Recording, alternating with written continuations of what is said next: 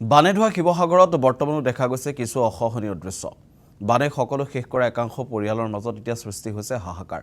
শিৱসাগৰৰ মেটেকা, বৰআলি, দাঁতিকাষৰীয়া, ডিমৌ পথাৰত এগৰাকী অসহায় মহিলা ৰঞ্জু শইকীয়া নামৰ মহিলাগৰাকীৰ ঘৰখন তছনছ কৰি গ'ল বানে।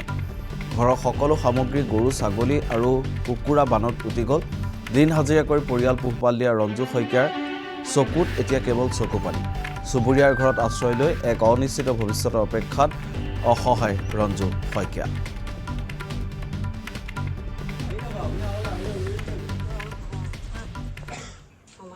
সেইদিনা মই মানুহৰ ঘৰত কাম কৰিবলৈ গৈছিলোঁ। মই যে নাজিৰাই দি যে পানী আহিছে মই সেইটো অনুভৱ কৰা নাই। এনেই পানী আহিব বুলি কৈছিলে মানুহে, মই তেওঁ বিশ্বাস কৰা নাই আৰু সোমাব বুলি ভবা নাই। পুখুৰী এটা আছিলে, এইটো পুতিলোঁ, আমি বামতে থাকিম বুলিয়ে ভাবি আছিলোঁ। মই তাৰপাছত ৰাতিপুৱা 8টা বজাত মানুহৰ ঘৰত আধা ঘণ্টাত কাম কৰি মই 9টা বজাত ঘূৰি আহি নাপালোঁৱে। পানী একঁকাল হৈ গ'ল পদূলি মুখতে। তাৰপিছত তেওঁ মনটো ডাঠ কৰি মই সোমাই আহিলোঁ। ভিতৰত তাৰমানে এবুকু হৈছে, একো বস্তু উলিয়াব নোৱাৰিলোঁ। তাৰমানে ছাগলীয়ে গঁৰালতে বেবাই মৰি গ'লগৈ। গৰু এজনী আছিলে, এজনীও ক'ত গ'ল এৰি দিলোঁ আৰু বিচাৰিবলৈ গৈ বাদ দিলোঁ। কুকুৰা 5টা আছিলে। ঘৰত কি বাচিলে? বাচিবলগীয়া একো বস্তুৱে নাই তাৰমানে মোৰ। চব বস্তু শেষ।